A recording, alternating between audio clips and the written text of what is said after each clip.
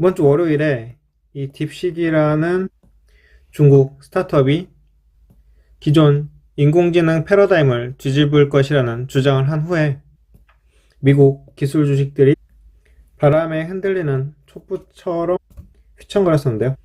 인공지능 AI 분야의 최근 국면이 미래에 광범위한 영향을 미칠 수 있다는 설득력 있는 주장이 있습니다.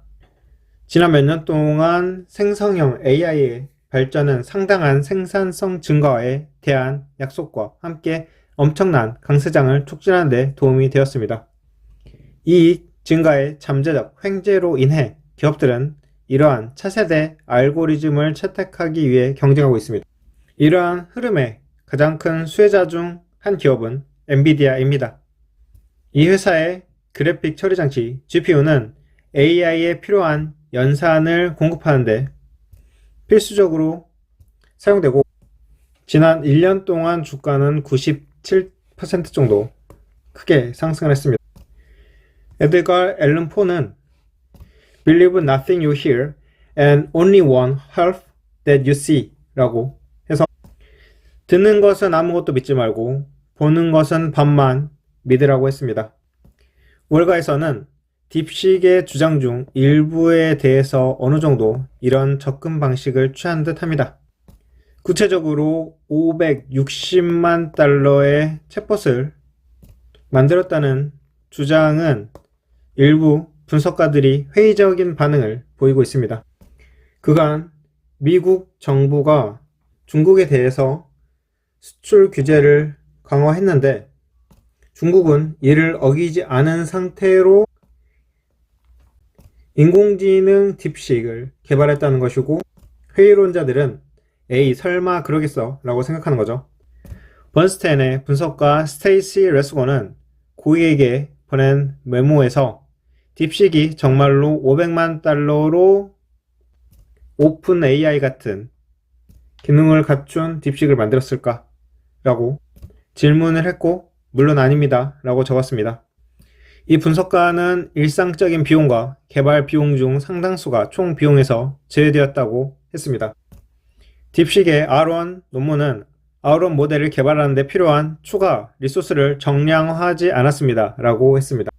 자, 레딧에 있는 이 세 가지, 스테이시 레스곤이 여전히 엔비디아에 대해서 강세론을 보이는 세 가지 이유가 있는데요.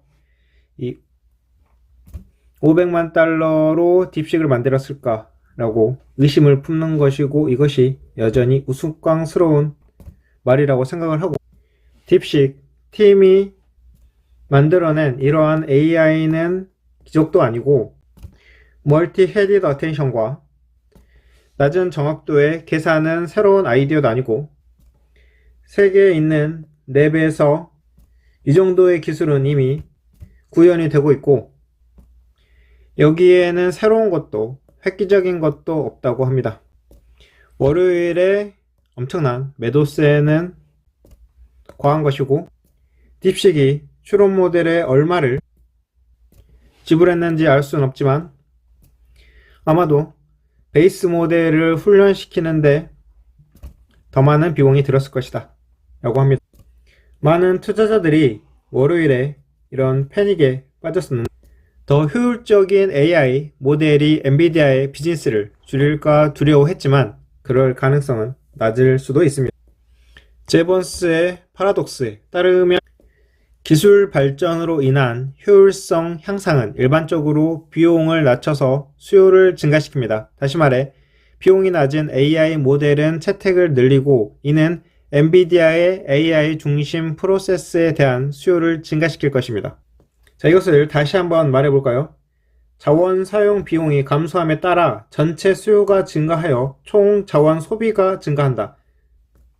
AI 스타트업이 많지 않은 상황인데, 만약에 비용이 내려가는 게 확실하다면 다른 AI 스타트업들이 많이 생길 수도 있고, 그렇게 된다면 너도 나도 뛰어들어서 엔비디아 칩을 구매해서 전체적으로는 칩 수요가 늘어날 것이다, 이렇게 볼 수 있는 거죠.